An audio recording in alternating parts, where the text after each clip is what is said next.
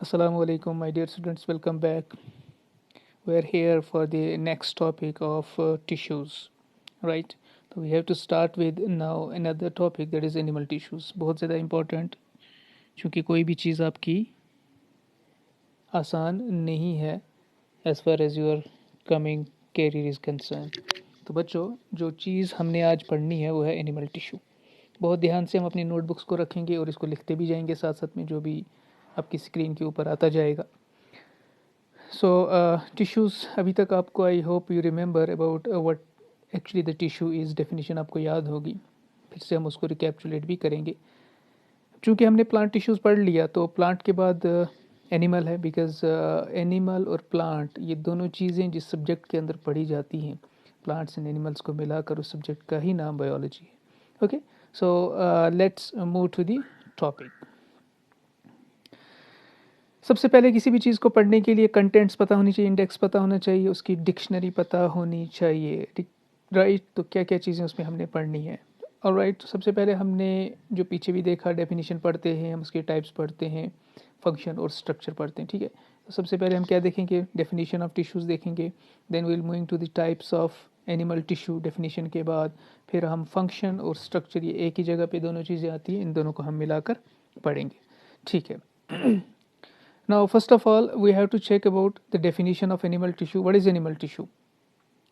If you remember the definition of tissue, the same will be applied here as far as animal tissue is concerned, right? So, tissue is a group of connected cells that have a similar function.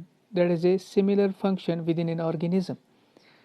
वो group of cells एक जमगुट sales का जो मिलकर एक particular चीज़ बनाते हैं और एक ऑर्गेनिज्म के अंदर कोई ऐसा काम करते हैं. बहुत आसान है. टिश्यू के अंदर प्लांट टिश्यू के अंदर भी हमने यही डेफिनेशन देखी थी. अब एनिमल टिश्यू की जब हम बात करते हैं तो ये तो हो गया टिश्यू की डेफिनेशन एनिमल के, ओबियसली. बट एनिमल टिश्यू कितने टाइप्स का है, कैसा है, how it works and where it actually lies, कितने टाइप्स के हैं, तो वो सब चीज़ें हम इसमें आहिस्ता देखेंगे आगे आगे. तो चलते जाइए. Moving to the next slide.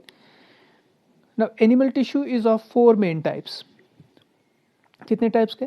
4 main type का टिश्यू पाया जाता है एनिमल्स के अंदर. किस तरह का? Category number 1 is epithelial tissue, category 2 is muscular tissue, category 3 is connective tissue and category 4 is nervous tissue. बहुत ज़्यादा इंपॉर्टेंट है और इनके अंदर बहुत ज़्यादा सब टाइप्स भी हैं जो हमने आगे पढ़नी है डिटेल में. इसकी अपनी सब टाइप्स और इस तरह से हम चलते हैं. सिर्फ नर्वस का कोई सब टाइप नहीं है. अब जब आप बात करते हैं इन 4 टाइप्स की, पहले आप इन नाम याद रख लीजिए कि एपिथेलियल टिश्यू है, मस्कुलर टिश्यू है, कनेक्टिव है और नर्वस है. ओके, बहुत आसान अल्फाज में चलेंगे हम. सबसे पहले हम देख लेंगे कि जो हमारे पास एपिथेलियल टिश्यू है, कौन सा वाला एपिथेलियल टिश्यू है, हम इस एपिथेलियल टिश्यू को लेंगे. इसकी जितनी सब टाइप्स हैं with structure and with their functions, we will be going all those things. So let's start with the epithelial tissue. Now first of all you should know the definition of epithelial tissue, where देखिए tissue वही रहेगा, definition will not change definitely, but where actually it lies है, कहाँ पर होता कहाँ पे है वो देखना बहुत ज़्यादा ज़रूरी है. So let's check it.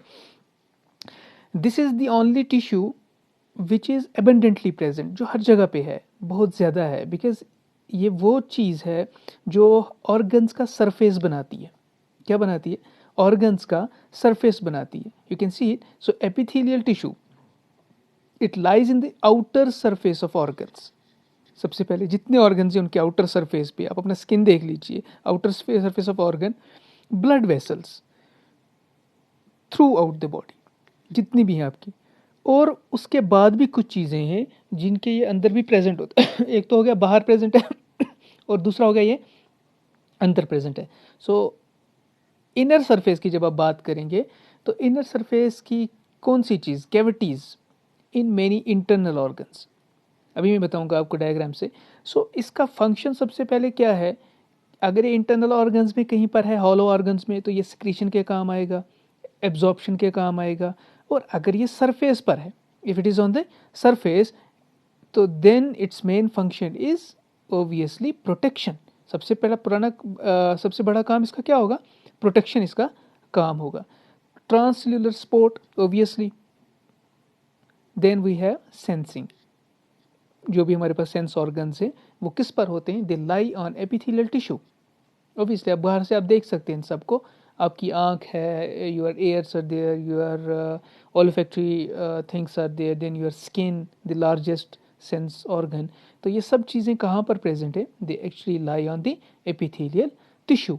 अब और चीज़ मैंने यहाँ पे एक बताना चाहूँगा आपको, जो हमारा स्किन है, ठीक है, lining of the buccal cavity, you know the mouth, उसकी इंटरनल लाइनिंग जो है that is actually composed of epithelial tissue.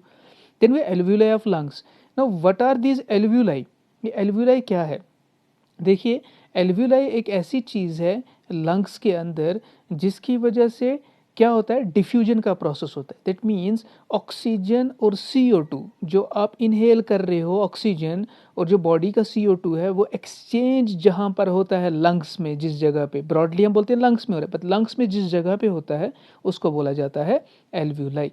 Is that clear? So a diffusion का process, that means transport of gases from higher concentration to lower concentration through a selectively permeable membrane, that is diffusion. So ये alveoli है जहाँ पर इसकी presence मिलती है epithelial tissue की। और किडनी टिब्यूल्स में, किडनी टिब्यूल्स में ओके, किडनी का जो टिब्यूल होता है, टिब्यूल पार्ट राइट, इस तरह, तो उसके अंदर जो इसकी लाइनिंग होती है उसके अंदर भी ये मिलता है। और ये सब चीज़ें मिलाकर जहाँ जहाँ पर ये मिलेगा, और प्रोटेक्शन में, सिक्रीशन में, एब्जॉर्प्शन में, कैविटीज़ में, चाहे वो कहीं पर भी हो, डिफ्यूजन के अंदर, ये सब का सब काम किस की वजह से हो रहा है, that is because of epithelial tissue. Okay, all right.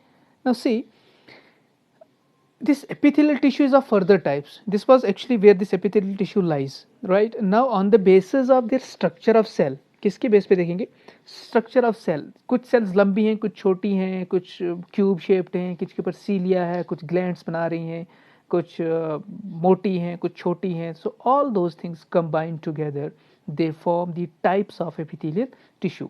Now talking about the types, we have actually main 5 types of epithelial tissue. कितने types हैं epithelial tissue के? 5 main types. So number 1, remember the name first, that is squamous epithelium. Number 2 is cuboidal.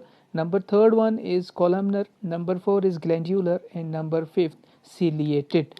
Now स्केमस की बात करें, columnar की, cuboidal, ग्लैंडर और ciliated, इन सब की लोकेशन डिफरेंट होगी, काम डिफरेंट होगा, और इनका स्ट्रक्चर डिफरेंट होगा। वो हम अभी देखेंगे अगली स्लाइड्स के अंदर कि किस तरह की चीज़ें प्रेजेंट है इनके अंदर और क्या क्या ये काम कर रहे हैं। Is that clear? So let's move ahead to the next slide. So we will be taking up first of all which one, that is squamous epithelium. तो सबसे पहले हम नंबर 1 उठाएंगे squamous epithelium और इसी के बारे में आगे देखते हैं। चलिए जी, squamous epithelium क्या है? ये एक सिंपल सा बेचारा एपिथीलिया है, सिंपल सा एपिथीलियल टिश्यू है जो किसका बना है, जो सेल्स का बना है, बट इनके अंदर सिर्फ सिंगल लेयर होगी, 1 layer of cell. This is very important, 1 layer of cells, एक ही लेयर होगी किसकी, स्क्वेमस सेल्स होंगे, बट कौन कितनी लेयर्स होंगी, this should be only single layer, जो क्या करेंगी, सरफेस को लाइन करेंगी, सरफेस पे रहेंगी। इसका जो लोअर पोर्शन होगा वो स्टिक रहेगा राइट उसके साथ, और उस पर एक बेसमेंट मेम्ब्रेन होती है और उसके ऊपर सेल्स होती हैं, that is a single layered cells. अब जब स्क्वेमस सेल की बात करते हैं तो होते किस तरह के, ये लंबे होते हैं, large, they are big, big in size, they are thin, पतले दिखते हैं, एंड दे आर फ्लैट। और क्या होता है उनके अंदर, न्यूक्लियस जो होता है ना वो गोल होता है, rounded nucleus. Let me show you, you can see here, look at this structure, look at this figure, you can see they are big, flat with the rounded nucleus cells. Is that clear? So you can see this is actually which cell, which type of tissue, it is squamous, simple squamous. You can see this is the single layer of cell. ये देख लीजिए, अब single layer है, दूसरी layer दिख ही नहीं रही, so single layer of cells are there.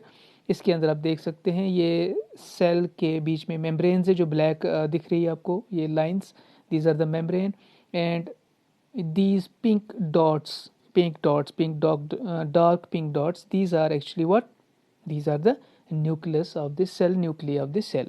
So this is what is about the structure of squamous epithelium. Now talking about the functions, what is this tissue responsible for? The simple squamous epithelium is responsible for what?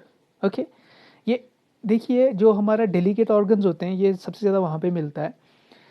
Now see, so blood vessels are very delicate, जिनको inner lining किसकी, blood vessels की जो inner lining है, so blood vessels की inner lining के ऊपर ये present होते हैं, जहाँ पर इसको नाम दिया जाता है क्या, endothelium. You can give the name endothelium right here when it is present in what, in the blood vessel. जब ये ब्लड वेसल्स के ऊपर प्रेजेंट होंगे, इनर लाइनिंग अंदर की लाइन में, ब्लड वेसल्स की अंदरूनी लाइन के अंदर जब ये प्रेजेंट होंगे, तब इनको क्या बताएंगे हम, इनको तब एंडोथीलियम बोला जाता है। और क्या बनाता है ये, walls of the alveolar sac, मैंने आपको पीछे बताया alveoli, that is they are present कहाँ पर हैं एल्व्यूलाई, ये हैं लंग्स के अंदर, जो डिफ्यूजन का प्रोसेस कर रहे हैं, गैसेस एक्सचेंज का प्रोसेस कर रहे हैं, ऑक्सीजन और CO2 को चेंज करने में हेल्प कर रहे हैं, एक्सचेंज करने में हेल्प कर रहे हैं। अब और कहाँ पे, lines in the body cavities, okay. जब ये एल्व्यूलर सैक में है, लाइंस किसकी हैं, बॉडी कैविटीज की इंटरनल लाइनिंग्स हैं, तो मतलब मीजोथीलियम बोला जाता है। अब द प्राइमरी फंक्शन जो इसका है, प्राइमरी फंक्शन किसका, इसी स्क्वैमस एपिथेलियम का, वो है डिफ्यूजन का। प्राइमरी फंक्शन क्या है इसका, डिफ्यूजन का। बिकॉज अब देख लीजिए, अगर ये एल्वुलर सैक के अंदर प्रेजेंट है, जो मैंने अभी प्रीवियसली आपको बता दिया अभी थोड़ी देर पहले, कि डिफ्यूजन होता क्या है of gases and small molecule, this is actually diffusion of gases, you can say it is the exchange of gases through selectively permeable membrane. एक चीज़ सिलेक्ट है, मैं आपको बता दूं, दो चीज़ें होती हैं, सेमी परमिएबल मेम्ब्रेन और सिलेक्टिवली। सेमी परमिएबल मेम्ब्रेन के अंदर कोई भी चीज़ आप पास कर सकते हैं जो उस मेम्ब्रेन के साइज से छोटी होगी, बट सिलेक्टेड के अंदर ये होता है कि सिर्फ वो चीज़ पास होगी जिसको सिलेक्ट किया जाएगा, बाकी किसी भी चीज़ को छोड़ा नहीं जाएगा, चाहे उसका साइज छोटा हो उससे। Is that clear? So this is what is all about squamous epithelium, simple squamous epithelium, जो हमें मिलता है इन जगहों पे जिनके बारे में हम डिस्कस अभी कर चुके हैं। Is that clear? ओके जी। Now next one, cuboidal. पहला हो हमारा सिंपल स्क्वैमस वाला, अब दूसरा हमारे पास क्या है, क्यूबाइडल। अब क्यूबाइडल, इसके नाम से आप क्या समझते हैं, that means cell will be cube like, you can see in the diagram right here. अब देखो कैसे सेल्स हैं, cube like cells, you can see the dark part is the nucleus, then we have the connective tissue right there, उसके बीच में basement membrane है, ये थोड़ा सा ब्राउनिश जो आपको दिख रही है, then we have the cytoplasm around the nucleus, cytoplasm around the nucleus. Now talking about the cuboidal epithelium, ये कहाँ पे मिलेगा, this is also found in the lining parts of the body such as the kidney tubules. देखिए बहुत सारे function के similar होंगे, kidney tubules हैं या respiratory bronchioles. Now respiratory bronchioles क्या है, you need to check this.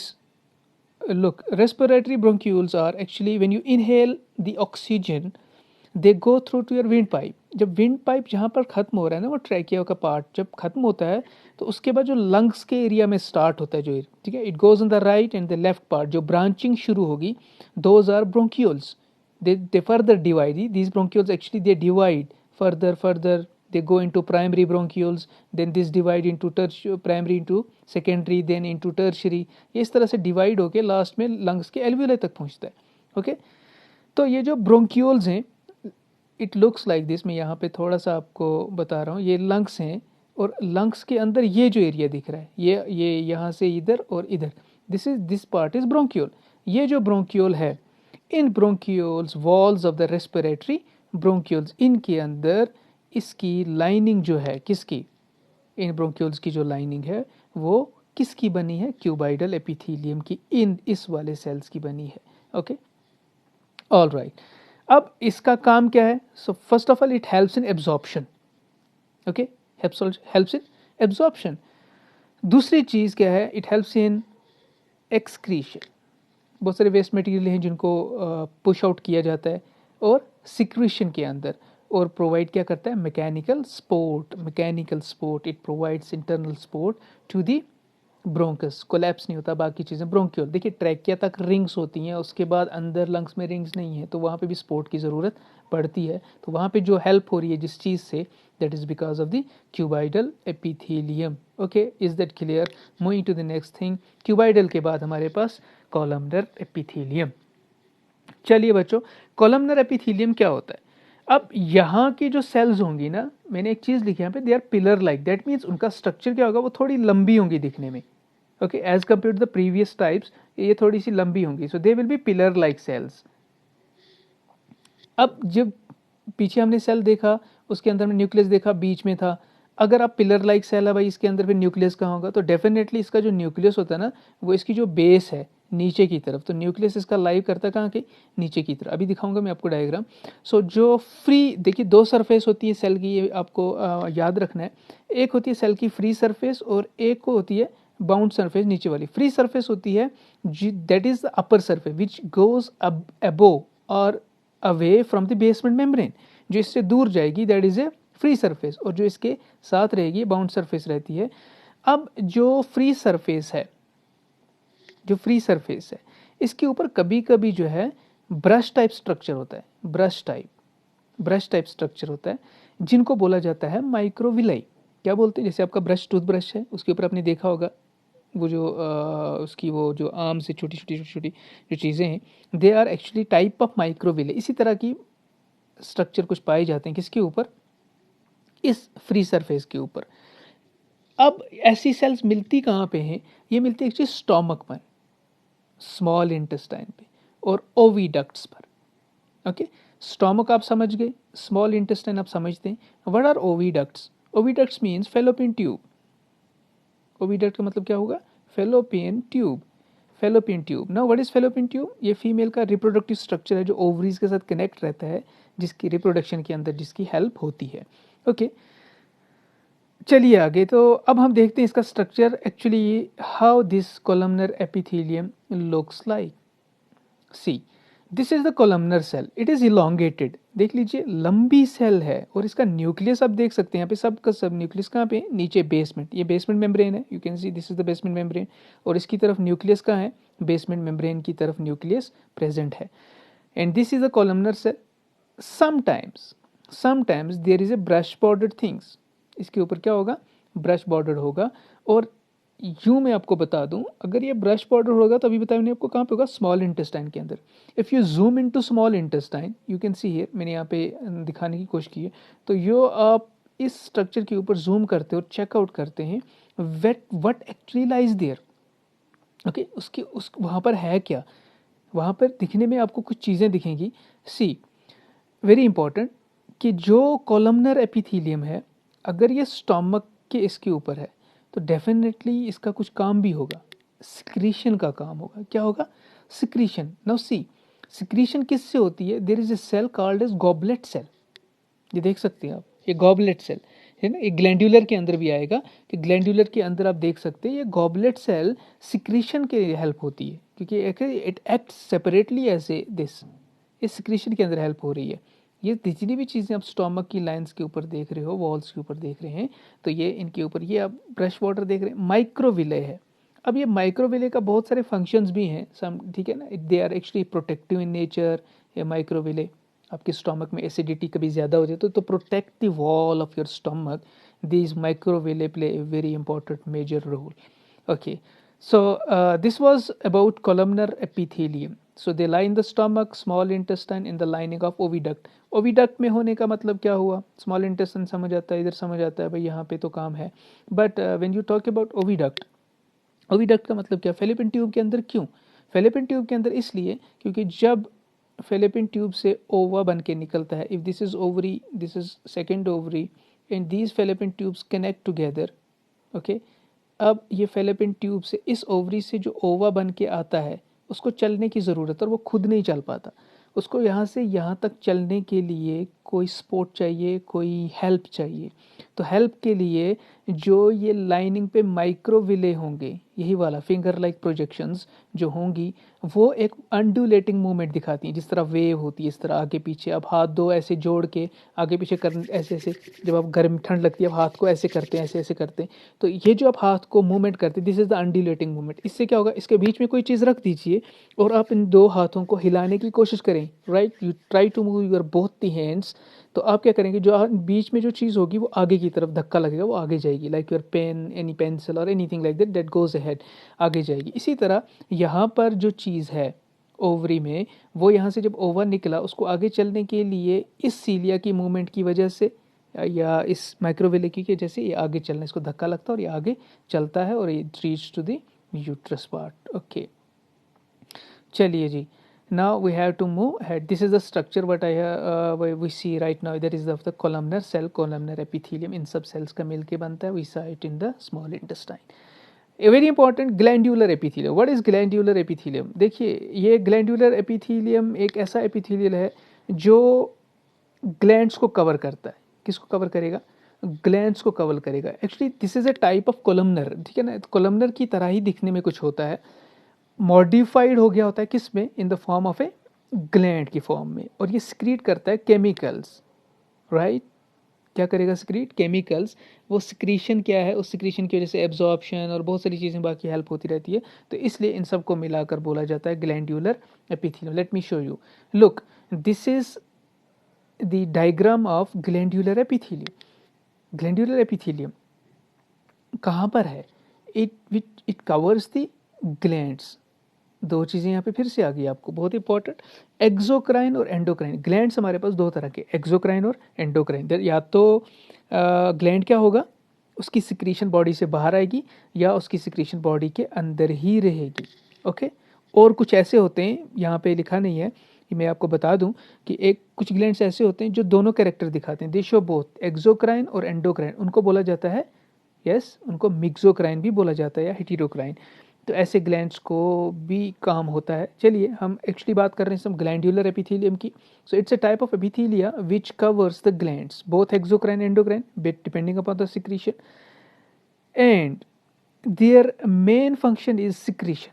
Their main function is secretion. You can see right here these two arrows going out. They actually shows that secretory unit, this part of the glandular epithelium, जो duct है इसके ऊपर present है और यहाँ से इसकी secretion बाहर जा रही है. They produce secretion through the glandular epithelium with special cell called goblet cell. अभी जिसमें पीछे मैंने आपको बात की, जिसके बारे में आपको बताने की मैंने कोशिश की. I hope you remember. You can see here this part. ये यहाँ पे goblet cell. Okay, small intestine के अंदर है. तो यहाँ पर ये गॉबलेट सेल की वजह से this is the goblet cell, ठीक है. इस पूरे को गॉबलेट सेल है जिसकी सिक्रीशन क्या होगी, बाहर निकलेगी. कहाँ से बाहर जाएगी? It will come out of the glandular epithelium. I hope this is clear. Okay, now next is ciliated.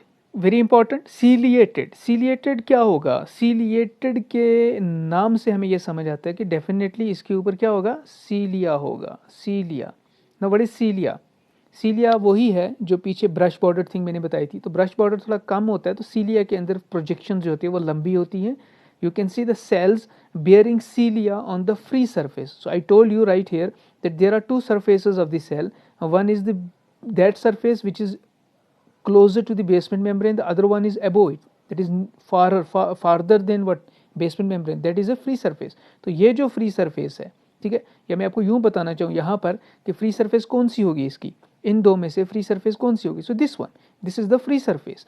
तो जो अवे है किससे, बेसमेंट मेम्ब्रेन से. सो फ्री सरफेस जो है, इस फ्री सरफेस के ऊपर क्या होता है, सीलिया होता है. और यही वाला सीलिया जब किसी सेल के ऊपर हो तो वो बनाता है, बहुत सारी सेल्स मिलकर बनाती हैं सीलिएटेड एपिथेलियम. सो ये कहाँ पे मिलता है? It's form in the sperm ducts, male के पार्ट्स में मिलता है ताकि it helps in the formation of male gametes, वहाँ पर मिलता है.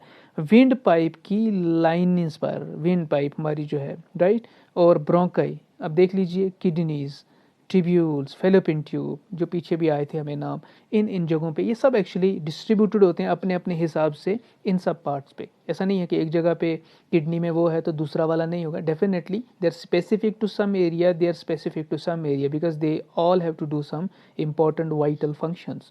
सो सीलिएटेड एपिथेलियम वो होगा जिनका काम क्या है, उनका काम क्या, अंडुलेटिंग मूवमेंट करना और कोई भी चीज़ वहाँ पर बने और उसको आगे मूव कराना और सेल को, फ्री सरफेस को प्रोटेक्ट करना.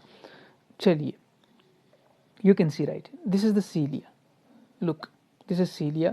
न्यूक्लियस पार्ट छोड़ दीजिए ऊपर. So this is the mucus part. So ये न्यूक्लियस है बेसमेंट मेम्ब्रेन की तरफ.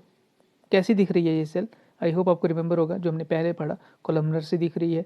तो ये जो सेल हमें दिख रही है इसके ऊपर क्या है, cilia. This cilia you can see there is undulating movement. ये हिल रहा है ऐसे, लंबे बाल वाले जो होते हैं उनके बाल दूर से हिलते हैं, लंबे लंबे बाल, ठीक है. तो इसी तरह इसके लंबे बाल हैं इन सेल्स के. इन लंबे बालों को क्या करना है, इनका एक पर्टिकुलर फंक्शन है। देख लीजिए जो फंक्शन है सिलिएटेड एपिथेलियम का, इसका फंक्शन क्या है। Ciliary epithelium performs the function of moving particles of fluid over the epithelial surface in such structure as the trachea, bronchial tubes, nasal cavities. These hairs, ये वाले, these hairs called cilia move back and forth to help move particles out of our body. अभी मैंने आपको बताया कि आप हाथों को मिलाकर जब ठंड लगती है ऐसे से मूव करते हैं, तो उसी तरह से जब आप मूव करेंगे इसी तरह ये सीलिया मूव करता है, इस तरह अंडुलेटिंग मूवमेंट दिखाता है। और इसी की वजह से कोई भी चीज़ वहाँ पर जो पार्टिकल्स हैं, कोई और चीज़ है, उसको मूव करने के लिए, एक्सपेल करने के लिए या आगे फॉरवर्ड कैरी करने के लिए ये इस सीलिया से हेल्प मिलती है। Is it clear? Okay my dear students, moving to the next, that is muscular tissue. Is that clear? So इसी के साथ हमारा कौन सा वाला पार्ट खत्म होता है? एपिथेलियल टिश्यू का पार्ट खत्म होता है। तो एपिथेलिया के अंदर ये 5 टाइप्स मिलते हैं जिनके बारे में हमने डिटेल में देख लिया। Now coming to the next, that is muscular tissue. तो मस्क्यूलर टिश्यू के बारे में अब हम जानेंगे कि मस्क्यूलर टिश्यू क्या होता है, how it works, how it goes ahead. But before going that, I will must tell you that this is very important lecture. You make the notes of all these things. तो जो muscular tissue और उससे आगे आने वाली चीज़ें connective tissue, और उसके बाद आने वाला और एक तीसरा लेक्चर दूंगा मैं इस पर, क्योंकि ये पूरा इस पर कंप्लीट नहीं हो पाएगा। तो मैं चाहता हूँ कि आप लोग इसके नोट्स बनाएं, बाकी चीज़ें बना लीजिए, अच्छे से पास करें, अच्छे से देखें, राइट इट डाउन। सो कहीं पे भी कन्फ्यूजन है, कुछ भी है, आप चैनल्स के नीचे कमेंट बॉक्स में आराम से लिख सकते हैं, बता सकते हैं। कहीं पे दिखाई नहीं दे रहा या छोटा हो गया है, कुछ हो गया, तो you can easily write it there without any hesitation, so that I can help you in future with more accurate and knowledgeable things. Is that clear? So as far as muscular tissue is concerned, उसके बारे में हम अपने अगले lecture के अंदर बात करते हैं, हमारे नेक्स्ट वीडियो के अंदर। So thanks for watching, all the best.